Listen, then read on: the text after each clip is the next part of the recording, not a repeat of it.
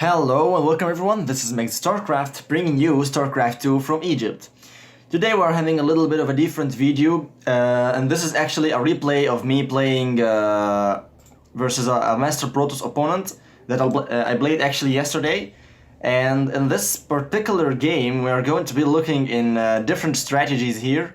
I'll be going for the normal meta actually, which is the Archon Immortal Zealot thingy, and my opponent is going to do a little bit of a different build, yeah, we're going to see the build actually is Mass Phoenix, and he will do so very quickly actually that I'll be a little bit hesitant about my situation in the game, but soon I will realize that I'm actually fine playing my ground standard army. And this is actually how I find a more easy way to counter the mass sky Protoss. If you are already going ground units, and if you are somehow, some way just not ready yet for transitioning into air. So basically, I'm looking here for the second pylon. I see it a little bit later, so that I can know that there is no proxy pylons anywhere on the map. You should always try to look for this pylon and make sure that he is going for standard build. And now you can see I'm starting two stalkers here. I'm not a big fan of the adept play. It's kind of personal preference if you want to go for adept play or stalker defense. He's going straight into Stargate though, without even the wow, he's going for double Stargate. Well, I'm so sure that I didn't know that in the game, but here we go. We know it. We know how how did he get this much Phoenix early on, and already though a very standard game, but actually this is the very various part of it. I was hiding this probe here to actually scout for his natural expansion as soon as I put mine, to confirm that he is going for a relatively standard opening. I'm scouting here for proxies, of course, because it's still a potential of that could happen. I had to cancel this Nexus though because it got misplaced. And here's the shade come in. I should have had the probe in here to block the shades from going in, but it is how it is. He's sending two more adepts now, and he's bombing Phoenixes 2 by 2. And this is actually delaying his expansion. So yeah, I think I was right about this. When I first saw the Phoenix in my base, I immediately transitioned into a third base. Here you can see that he came in and just sniped my units one by one. And he can actually do this because, he had the Phoenix count to do this, and he has the Phoenix energy to do this, but he still can't kill my buildings. So here is my decision.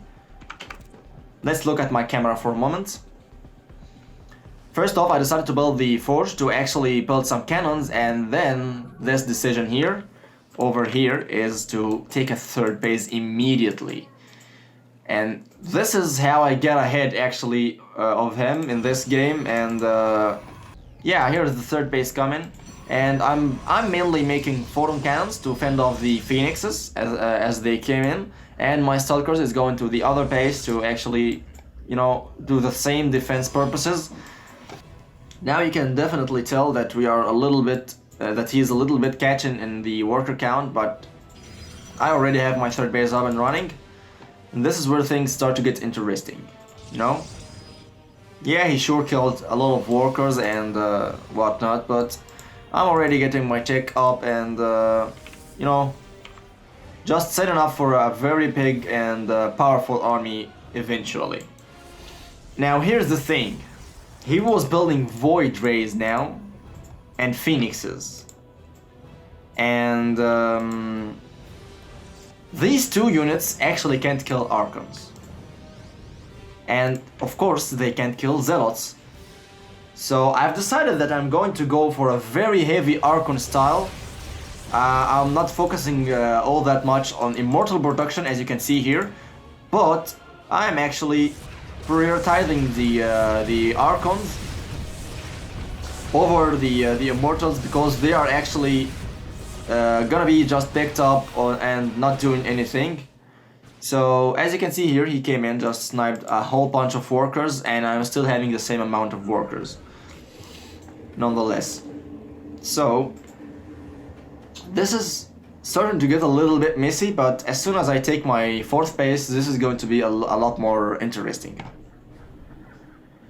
So we can skip forward through this a little bit. Yeah, here you can see that I'm going to the 4th base now. And he's not active with his phoenixes. He should be doing this because he has a lot of energy now, and you know, he needs to be using this energy on something. But he's focusing mainly on the air army.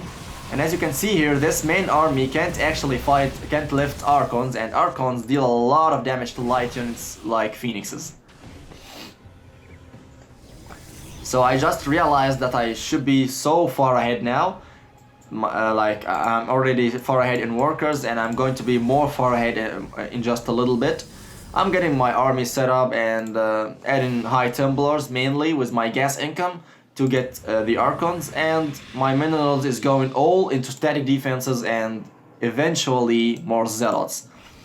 So here you can see I was trying to set a little bit of a concave, but I didn't manage to do this from this side. So I figured out that I should do this over here. And here is the engagement. He's lifting off the immortals, and this is actually doing him is not doing him any good thing, as you see. And my Archons is simply walking over all his army, and my immortals and zealots on the ground are doing the rest for me. So you can see here at the resources lost that we are actually losing the same amount of money overall. And he's actually losing a little bit more.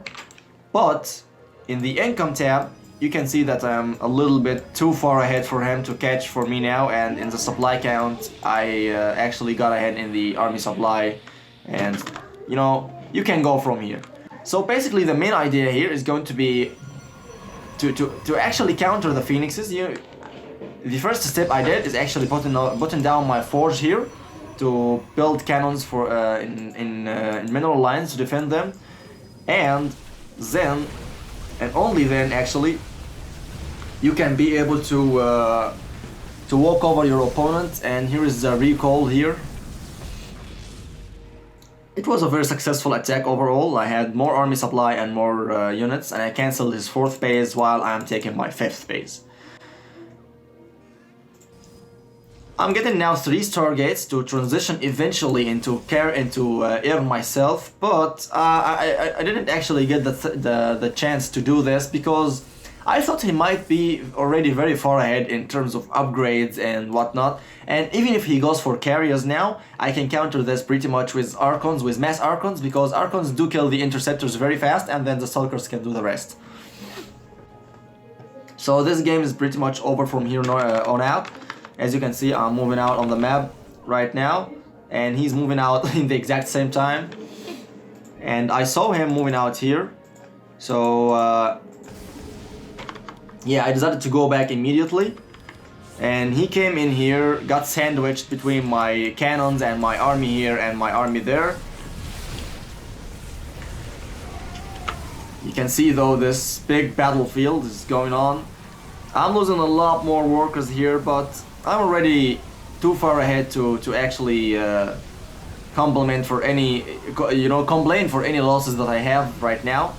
Like you can see, my army is walking over his army, and this is getting worse and worse for him. I'm already getting more workers on the way now, and my army is still all alive while he's not having that much of an impressive army anymore. And he don't even have the resources to support any additional income. So as you can see, I'm falling behind a little bit because I lost this space. But it's not big deal though, because my army is going to be eventually able to clear out his army and close out this game. And the forward blink here, The good old forward playing is going on here. So he started to he started a little bit of a messy chat here, so I'm not going to go through this. But overall, this is how you want to counter the mass sky protoss army if you are playing yourself the ground protoss army. Although I'm actually a very big fan of the sky protoss, especially after the series that PTQT had, which is I believe it's called mass sky toss to Grandmaster, or mass carrier to Grandmaster, something along those lines.